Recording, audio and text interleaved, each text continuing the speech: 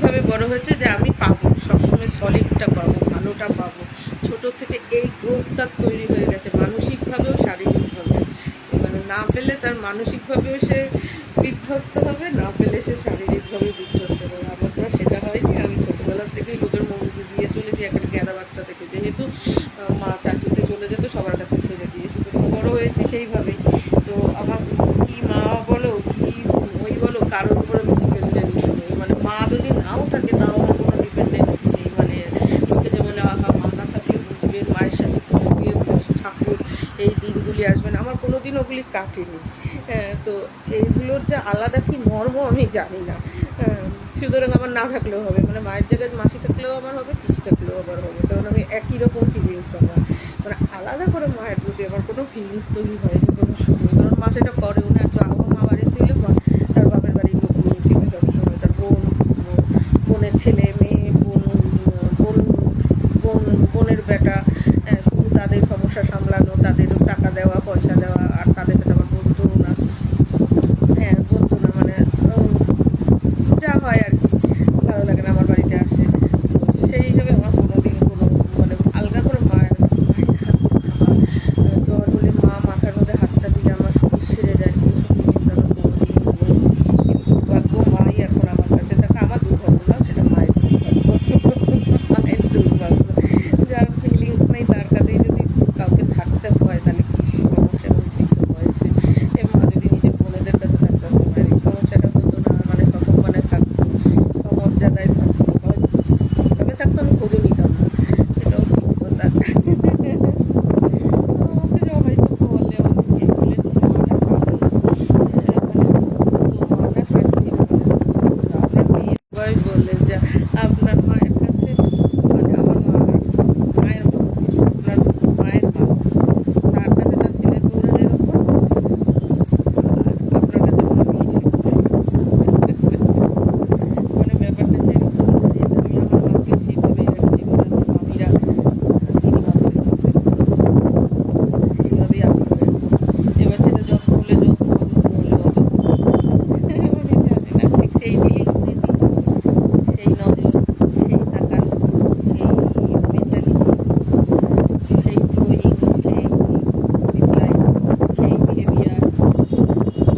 সব কিছু যেভাবে মামিরা রেখেছে। তো এবার যদি বলবো মামিরা যত্ন করে, যত্ন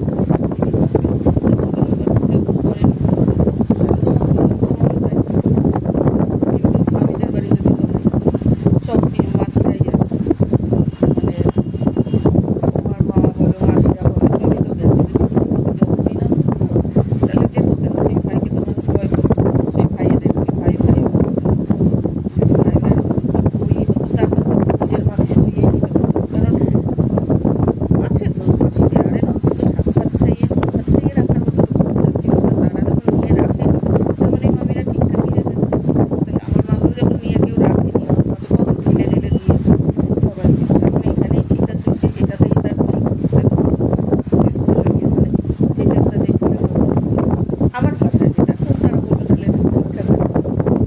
নিয়ে যখন রাখে। এমনি নিজের মাকে যদি বলে আমার ভাইয়ের হচ্ছে, মায়ের তো অনেক অবদান আছে জীবনে, তো মেয়েরা যখন নিয়ে রাখেনি তার মানে ভাইয়ের তো ঠিকঠাকই দেখছে, ঠিকঠাকই রেখেছে, এটাই ঠিক আছে, এটাই ঠিক থাকে, এইভাবেই দেখে মেয়েরা। বোনেরা হয়তো তার শাশুড়ি এইভাবে, তাহলে বোনেরা যখন নিজের মাকে নিয়ে রাখেনি তার মানে বোনেরাও নিজের শ্বশুরবাড়িকে এইভাবেই দেখে। বোন ভগ্নিপতিরা মানে ভগ্নিপতিও নিজের মা বাবাকে সেইভাবেই রেখেছে, এর জন্য কোনো দিন শালার বউয়ের ওপর কথা বলতে পারেনি, এটাও দেখতে হবে। আমার বাড়ির সামনে সব কিছু হওয়াতে আমার খুব সুবিধা হয়েছে। অনেকেই বলে, আমার মা সবসময় বলে এত বাড়ির কাছাকাছি বিয়ে করা ভালো না, বিশেষ করে এক গাদা ভাই বোন থাকলে। আর যার আসলে বলতে তো পারছে না, যার মেয়ের এত চোখ কান গোলা, সেই মা বাবার সমস্যা আছে, যার মেয়ের সঙ্গে, কারণ সে দেখবে মাসিকে, সে দেখবে মামাকে, মামার বউকে, সব কিছু আয়ত্ত করবে, সব কিছু দিদিমাকে, তারপরে মাসি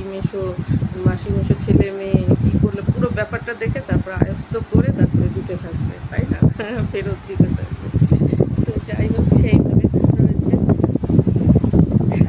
যাই দেখি রাত্রিবেলা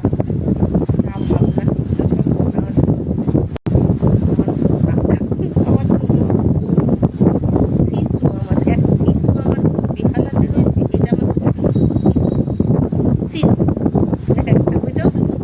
হচ্ছে আমি বেশি তো ওদের ওপর দিয়ে আমি যদি চোখ দিয়ে যাই ওরা একটা জিনিসই প্রেম প্রীতি এসবের এটাও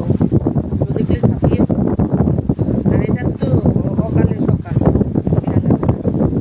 বাদ বাকি সব কিছু আমি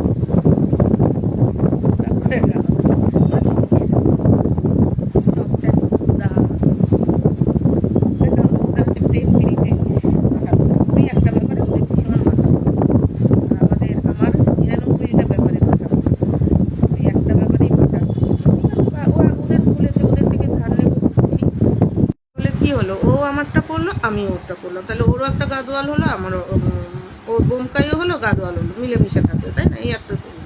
আমার মনে হয় একই শাড়ি 5টা কিনতে নেই সে যতই রং আলাদা আলাদা হোক না কেন একই একই নামের শাড়ি বুঝতে পেরেছো 5-6টা বোন হলে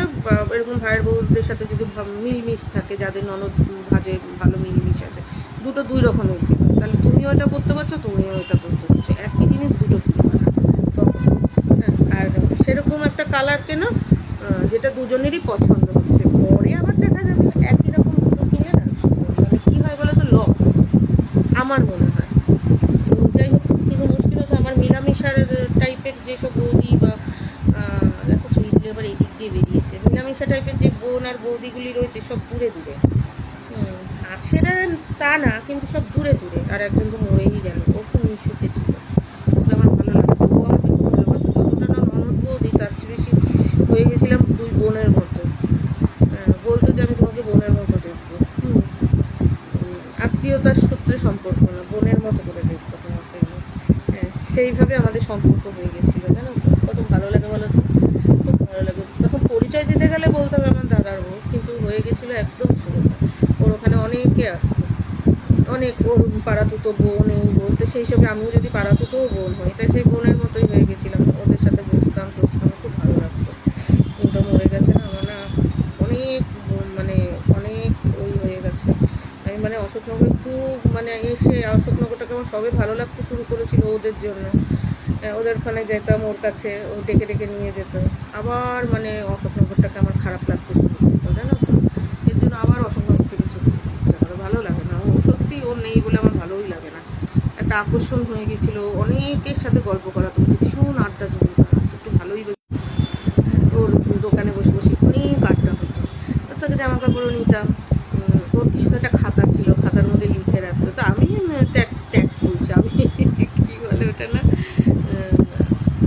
ওই যে একবারে দিয়ে দাও যেটাকে বলা হয় ক্যাশে কিনে নিতাম কারণ আমি কখন যাবো ঠিক ছিল না তো তো আমি তো সবসময় রেগুলারিটি মেনটেন করতে পারতাম না আর যারা ওর কাছে ওখানে বাজার ঘাট সব কিছু করতে আসে তাদের ওদের কাছে দোকান ছিল এদের খাতা ছিল তো আমার জিনিস অনেক সময় ছেলেকে খেলাতে নিয়ে গেছে এই করতে নিয়ে গেছে ওই করতে নিয়ে গেছে আসতে দেরি হয়েছে দোকানে আমার জিনিসটা রেখে গেছে এমনও দিন গেছে কারণ আমি ক্যাশ দিয়ে গেছি বৌদির সাথে ফোনে ফোনে কথা বলে গেছে আবার এমনও দিন গেছে দুপুরবেলা গেছি ও কি সুন্দর তরকারি নিয়ে এসছে যা তরকারি বাড়িতে করুক সবাই ভাগ করে খাচ্ছি জানো তো ও ওরকম করতো সে ধরো তো মানে এই ডাটা টুটা সব কিছু নিয়ে একটা পাঞ্চা তরকারি তাও সবাই মিলে খেতে এটা একটা মজা ছিল আর কিছু অনেক কিনে আমার কত পরিচয় হয়েছিল ওখানে মেয়েগুলোর সাথে বলো বউগুলোর সাথে বলো বেশ আমার খুব ভালো লাগতো আমি গল্প গুজবে আরও আমাকে নিয়েও আস্তে আস্তে পরিচয় দিয়েছিল সবার সাথে মানে মোটামুটি আরও করার ছিল তারপরে লকডাউনটা ছিল লকডাউনে তো সবার একেবারে মানে আড্ডাটা একেবারে না আড্ডাটা জানি না জানি একদম মেয়েটা মেয়েটাও ব্যাপারটা কন্টিনিউ রাখতে পারেনি না মেয়েটা যদি কন্টিনিউ রাখতো তাহলে ওর দোকান পাট সব আগে পিছিয়ে